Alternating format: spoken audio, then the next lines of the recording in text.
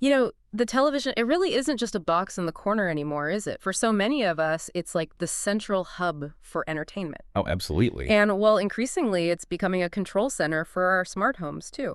These little devices that plug into your TV are really aiming to be that essential gadget. For sure. And few devices have become quite as prominent there as Amazon's Fire TV sticks. They've, really Yeah. expanded their reach over the years. Right. They're just incredibly popular. So today we're taking a deep dive into the world of these streaming powerhouses. Mhm. You've gathered a whole stack of sources for this, everything from the official product descriptions and reviews to detailed how-to guides. And even, interestingly, a pretty lively user discussion forum, Mm-hmm. where people are really kind of pushing the boundaries of what these things can do. Exactly. So our mission today is to unpack all this information, pull out the most important bits, maybe some surprising facts, and give you, the listener, a really clear picture of what a Fire TV stick actually is, its official features, the sheer volume of content available. Including a lot you might not expect, right? Right, and how people are actually using them out in the wild, and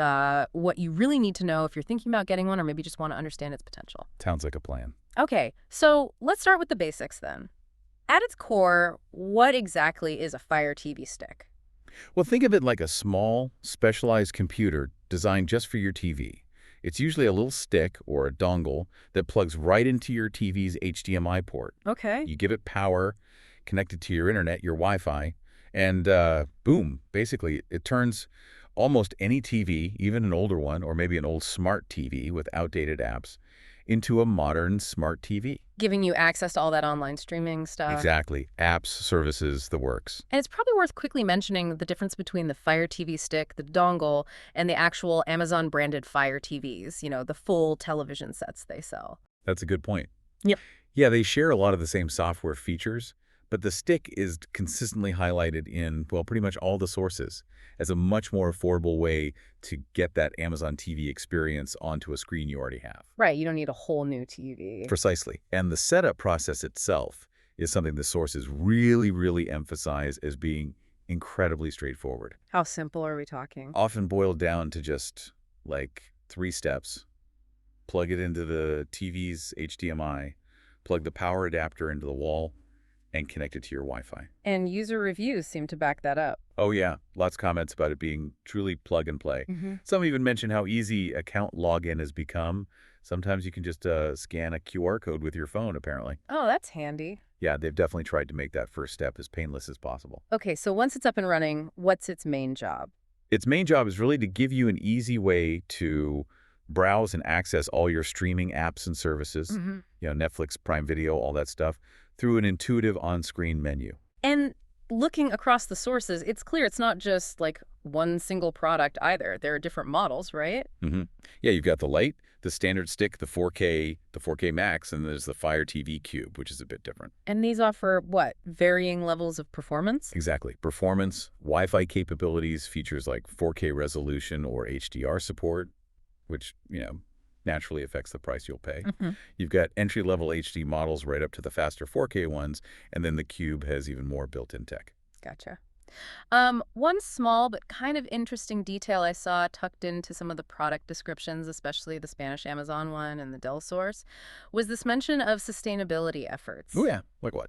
Things like using recycled plastics in the device itself, having a low power mode for when it's idle, and using packaging that's recyclable and sometimes even certified by Carbon Trust, I think it was. Ah, that's interesting. It shows that even for these small gadgets, companies are starting to, at least mention those aspects of design and life cycle. Yeah, definitely something they're highlighting. Okay, so moving on to the big reason people buy these content. When you think streaming, you think content, Very right? absolutely.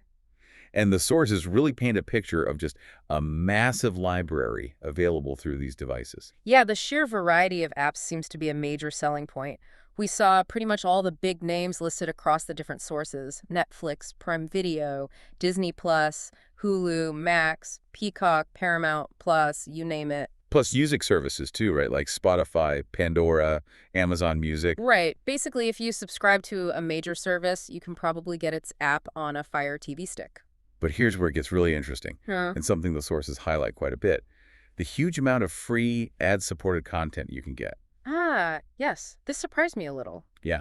Apps like Tubi, Pluto TV, and Amazon's own Freevee are mentioned specifically as providing access to, get this, hundreds of thousands of movies and TV episodes. One source said over 300,000. Wow, 300,000 for free. For free, yeah. With ads, of course, but still. And there's even a dedicated Fire TV channels hub that pulls together free news clips, sports highlights, things like that. That is a ton of entertainment you can access without paying anything beyond the initial cost of the stick itself. Exactly. And the sources also confirm it can handle live TV streaming, if you subscribe to services like Sling TV or YouTube TV. Okay, so that brings up a crucial point the sources clarified. The cost to actually use the device. Do you need an Amazon Prime subscription? Right. Good question. You do need a free Amazon account just to set it up initially.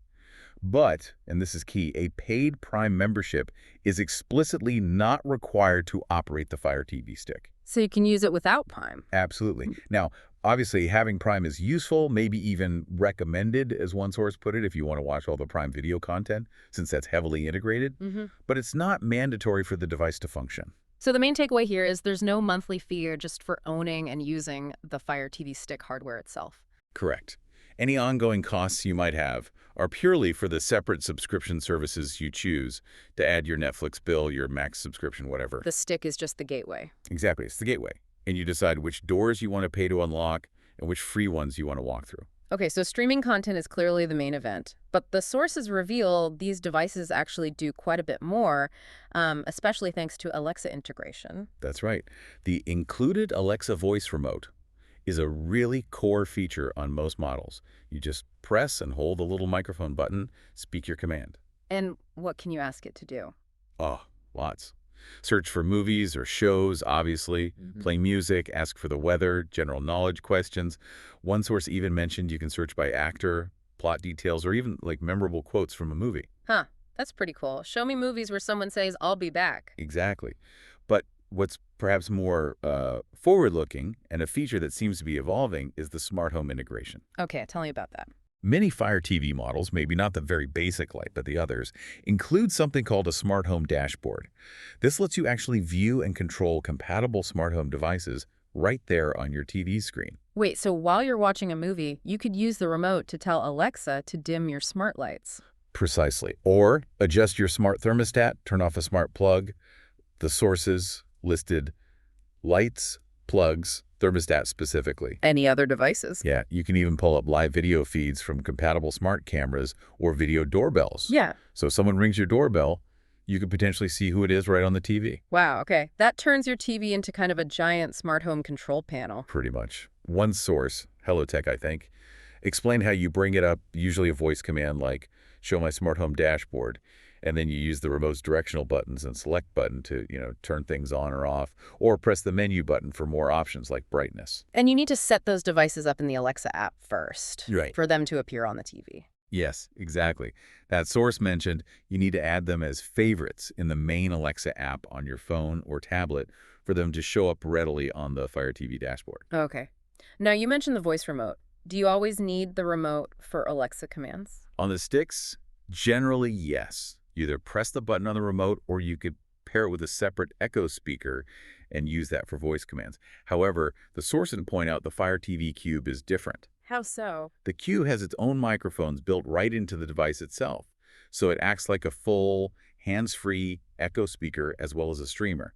You just say, Alexa, from across the room, no remote needed. Ah, okay. That's a pretty big difference if you want that completely hands-free experience. Definitely a key differentiator for the Cube. Okay, so moving on from the sort of official features, let's talk about how people are actually using these things in the real world. We looked at that user discussion forum, right? Yeah, the Reddit source. And it paints a slightly different picture from just the marketing materials. Well, first, even standard user reviews mention good things, right? Ease of use, smooth streaming, portability. People seem to like them for turning older TVs smart. Oh, for sure. The basic functionality gets positive feedback. But that discussion thread really shows a community of users who want to do more. They're actively looking for ways to, let's say, optimize or customize the experience. Or access content beyond the standard official channels. Exactly. Terms like hacked or jailbroken pop up in the discussion, although it seems less about, breaking core security and more about side-loading applications or changing system settings. Right.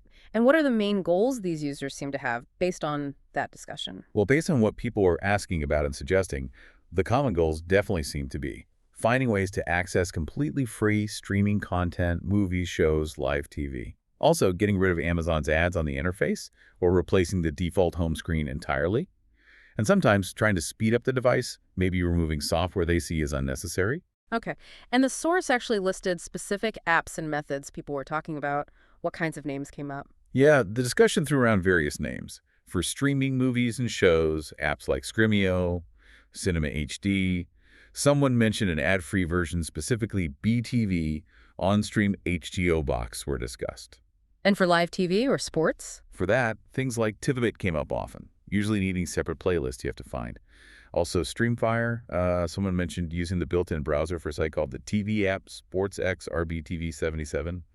Lots of different names. Interesting.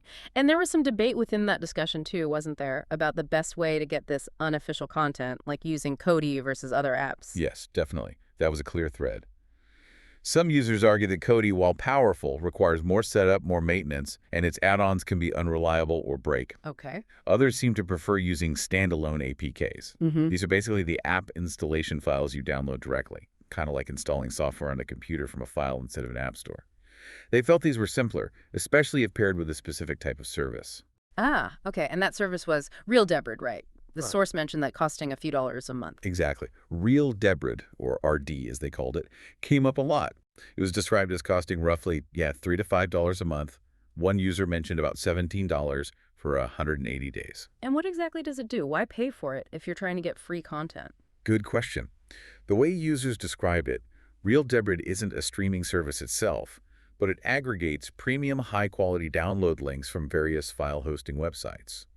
So when used with compatible apps like Streamio or certain Kodi add-ons, users reported getting much more reliable, higher-resolution streams, less buffering, better quality, compared to just relying on the completely free links, which can be slow or overloaded. So it's like a paid add-on to improve the experience of using these unofficial apps. That seems to be the gist of it, yeah. Mm. A sort of middle ground some users choose. They're still using unofficial apps, but paying a small fee for better, more stable links through this service. Okay. And were there tools mentioned for actually customizing the Fire TV interface itself, like removing ads? Yes. There were discussions about using tools like Projectivity Launcher. Users employ this, apparently, to completely replace the standard Amazon Fire TV home screen with a custom one, often cleaner, ad-free. Oh, interesting. And other tools were mentioned, Kanta plus Shizuku, I think were the names, used for removing some of Amazon's pre-installed apps or services, what some users refer to as bloatware, eventually to free up resources. Right. And just to be clear, we're just reporting on what was discussed in the source material here, not saying whether these things are, legal or reliable or anything. Absolutely. Just relaying the content of the user discussion we analyzed. Okay. So in this context of users exploring alternative ways to get content, another tool came up frequently: VPNs. Virtual private networks. Why are VPNs relevant for a streaming stick, especially in these unofficial use cases people are discussing? Well, the sources we looked at, both the user discussion and the more security-focused articles, mentioned two main reasons why users might want a VPN on their Fire TV stick. Okay, what are they? First, to get around geo-restrictions. Accessing streaming libraries from other countries, like watching UK Netflix from the US, or vice versa, by making it look like you're connecting from that country. Right, changing your virtual location. Exactly. And second, privacy. Especially when dealing with these unofficial streaming apps or sources, users might want to prevent their internet service provider, or potentially others, from seeing exactly what content they're accessing. A VPN encrypts your traffic and hides your real IP address. So unlocking content and adding a layer of privacy seem to be the main drivers. That's what the sources suggest. They also point out, importantly, that not all VPN services work well with Fire TV devices, and sometimes compatibility depends on the specific Fire TV model. Did they mention any that are generally compatible? Yeah, the Security.org article listed several popular ones like CyberGhost, NordVPN, Surfshark as being compatible.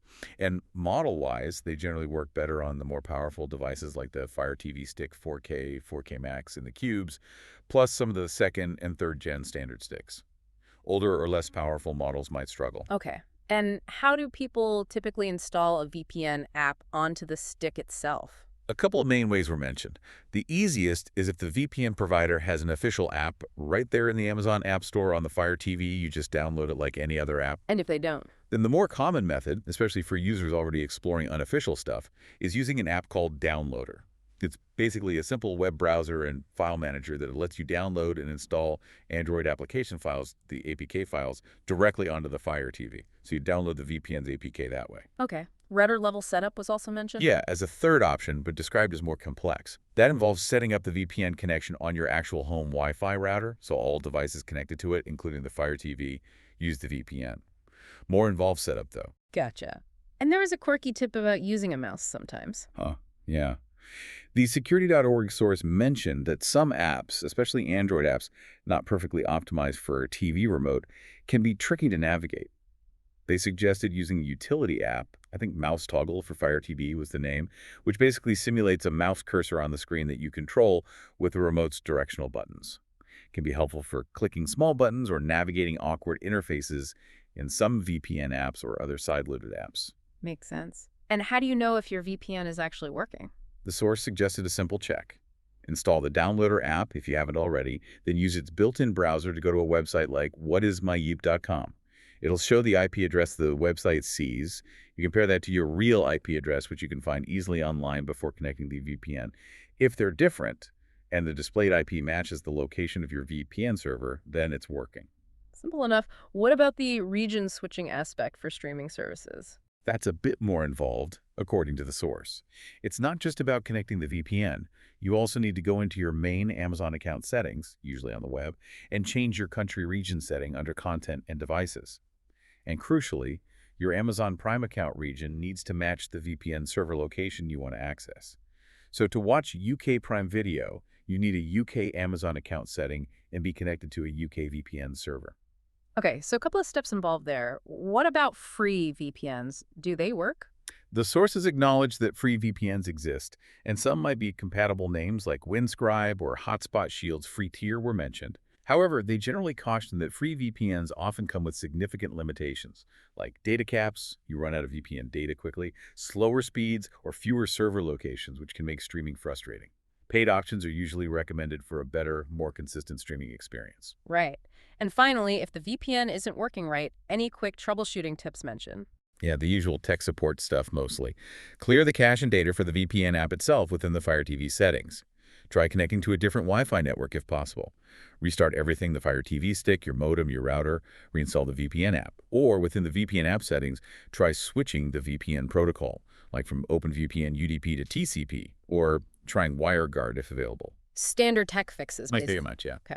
So while those user discussions reveal this whole complex world of, unofficial usage and troubleshooting VPNs, it's also worth just quickly acknowledging that even standard everyday use can sometimes hit snags, right? Oh, absolutely. Like any tech gadget, Fire TV sticks aren't immune to glitches.